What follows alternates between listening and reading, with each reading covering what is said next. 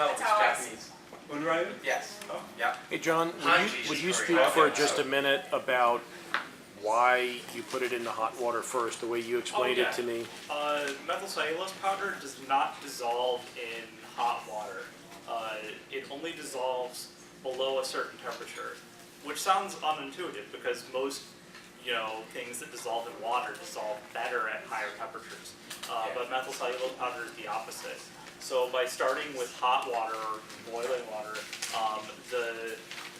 when methylcellulose starts to gel and dissolve in the water, if you have a clump of powder, the water gets to the outer parts of it, and that turns into this gel kind of capsule around the dry stuff inside, and you get these clumps of undissolved methylcellulose. Called fish eyes. Yeah, you don't have those lumpy bits in your methylcellulose because those take sometimes days to dissolve out, and it's really really annoying. Or you could pass it through a sieve. Yeah. Oh, that's what really. I never thought about that. Yeah, but if you dissolve it in, well, it doesn't dissolve in hot water, but the individual particles then will disperse as you mix it, and they'll all be individually separated. Yep. And then when you lower the temperature of cold water, then it starts to gel, but all the individual particles are already separated from each other, so when it gels, it does so evenly, and it doesn't clump up at all. Yeah, and letting it hydrate overnight lets the air bubbles rise and get out. So you don't want, when you're making your master batch, you don't want it so thick that the air bubbles are trapped, that they can't migrate up. You don't want it so thin that you are stuck with only thin stuff.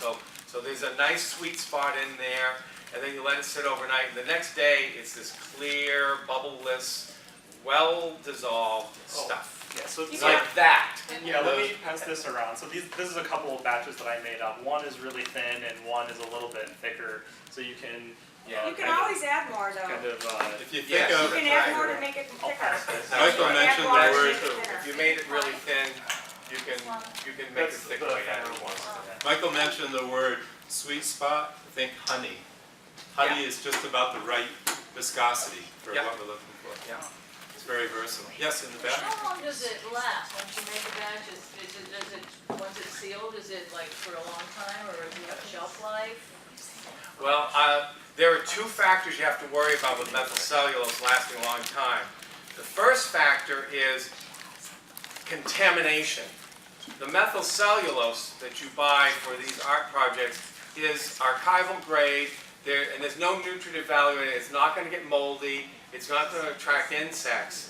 But things that you introduce into there, if you use a brush or a dirty spoon or your hands, Even your water. and you're going back and forth, particles of fiber that get lifted off the paper from the brush and end up in there, you may be introducing bacteria and mold and nutritional substrates, little particles of things that can be eaten by those things.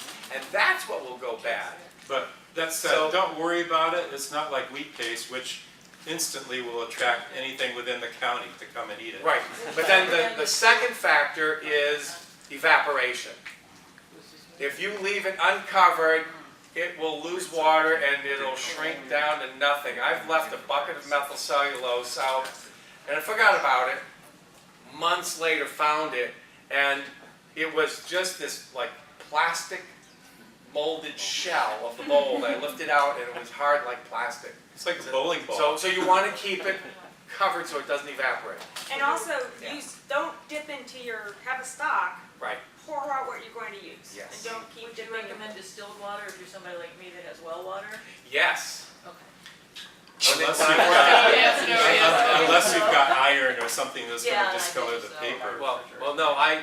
When I was doing work in Arizona at the Arizona Sonora Desert Museum, High the solids. water was loaded high solids and it was very loaded with minerals.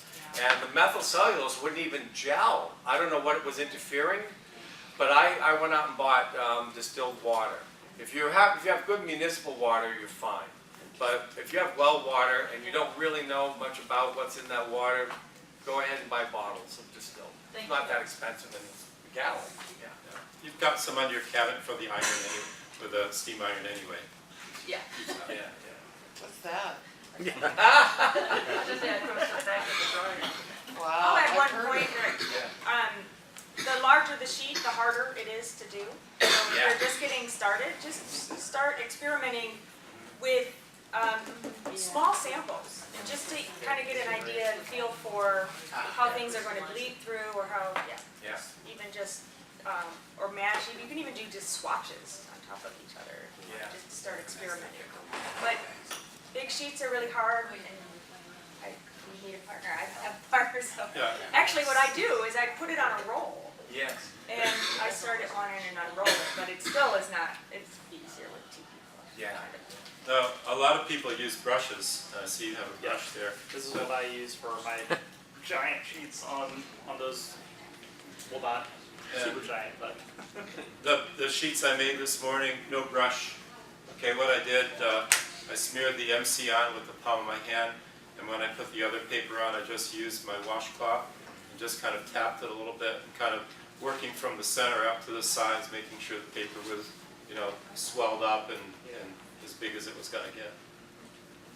So you don't need a lot of fancy tools. We don't have a clean window in the house because Michael's always making a little sheet of duo on almost every window. But I don't wash the windows because we like birds, and I figure if they're too clean, they might get hurt. Yeah. Right? Yeah. Excellent logic. So we're going to lead them now in how they are actually going to paste together their papers.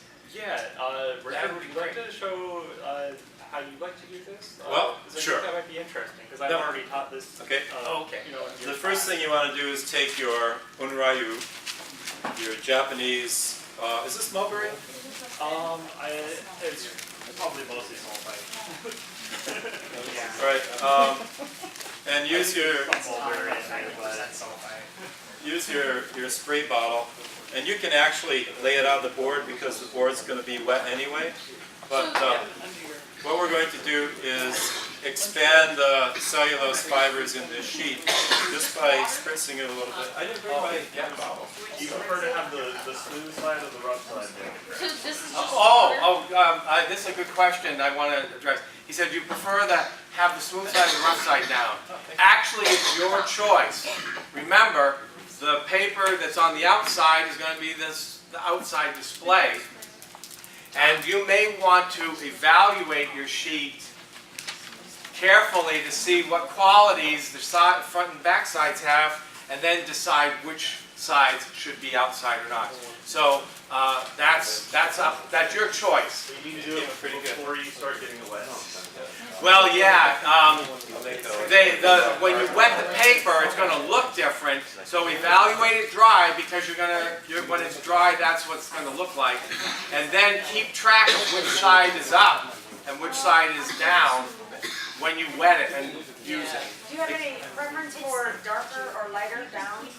Quentin had a conversation Ah. about this. Now, the question here was about preferences for darker or lighter down. For me, it's relative thinness. If you have two different papers as far as thinness goes, I want the heavier paper down and the thinner paper on top. If they're both the same in thickness, and that factor doesn't matter, then from my point of view, light or dark color doesn't matter either, because our just basic housekeeping takes care of it. Now, I can see where if you have a lighter side on the outside, you might be worried about getting it contaminated somehow, or protecting the lighter side by having it against the protective surface. But good housekeeping habits will win the day. But what is Quentin's reason? I can't remember which side he thought you let it. I think he puts the.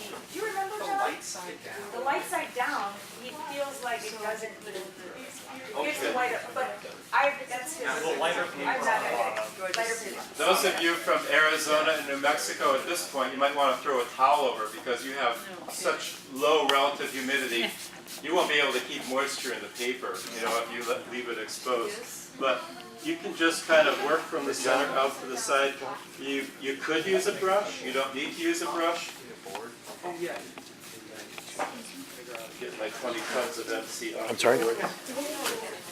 A brush is useful if you're worried about making the paper fuzzy, if you use your bare hands or a towel, you could abrade the surface of the paper and make it fuzzy, especially with soft Asian papers. So the brush is the safest way to smooth your papers out. It looks like So, you know, be patient. You'll see that your paper might have little puckers as your paper grows, and will have little spots where you see the air under here. Just kind of work these out. I don't know if you have a cloth or a face towel or washcloth. See if you can pull that corner up. Get that out. Okay, and then over here, you just want to slide the paper. See what happens when I push outward? All of the white air will disappear. Let's put a little more water on that, because any of these light spots, that represents air underneath. What's that? We're going to put more water on it. See that? Look at the white go away. That's methylcellulose. We're going to wait until the... That's just water. Yep. For white on white, it's Live and learn, huh? Oh, okay. You're going to be kind of pulling along this ribbon. Yeah? Yeah. Oh, that's plenty wet. Yep. That's fine. Yep. To disappear. Now, people have asked how wet do you want it.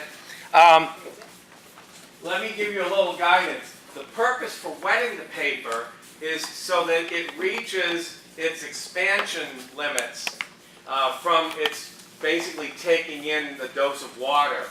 Now, if you wet it and put it down and see that it's still expanding, crawling, and making new ripples and bubbles, that means lift up the edge, all right, like this, put a nice thick band of methylcellulose paste, and then On the board. smooth it down. Yeah, on the board, and then smooth the paper over that edge. You might need a little more water on the paper, especially if it's dried and rolling up. No, I think it's okay. Because there's going to be plenty of sugar in here. But you do that all the way around, and that gives you extra glue strength on the edges, and that protects from that release.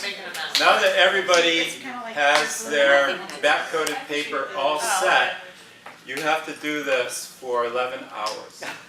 So, with the advancements of science, I've gone ahead 11 hours, and I need a volunteer from the audience, sir. He's busy.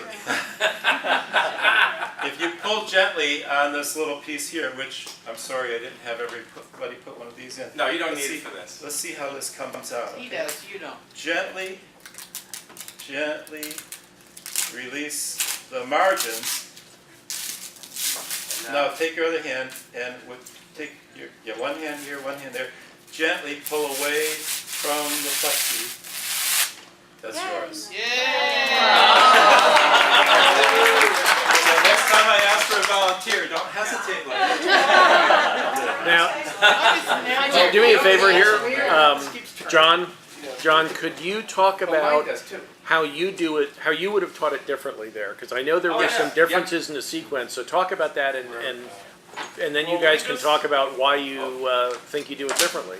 Well, let me just grab a couple of sheets of paper and I'll show you what I normally do on I'm another board. cheers with you. So Okay. So, I'm just going to grab the bottle.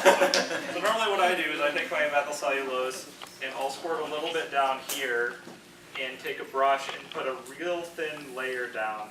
This is actually too thick, but it'll be fine. The reason I do this is because if you just rely on methylcellulose soaking through the paper and then sticking it down to the board, sometimes that's not that reliable, and if the paper comes unstuck from the board while it's drying, a corner will start to lift up, and then it'll dry and contract and snowball, and sometimes the entire sheet will lift off of the board, and if there's no flat, hard surface holding it flat while it's going to dry, if you've ever gotten a book wet or something, the paper gets all wavy and warped, and the exact same thing will happen to your origami paper because it's drying in an uncontrolled way. So this makes sure it stays stuck down, and the way Richard just taught us, this top sheet is stuck really securely down at the border, so that's going to make sure that doesn't happen. And you don't need MC inside, because the periphery, the outside is retaining the whole sheet. So then I'll, wet my sheet, and I'm impatient, so I don't wait for this to really fully hydrate, and it's generally good enough. But I also use really thin paper all the time, so that might be what allows me to do that. And then I'll lay this down, and sometimes if it's not quite good, I'll lift it up and re-secure it until I'm happy. You have to be careful, especially if you're using cheap, weak paper like this. It'll tear really easily when it's wet.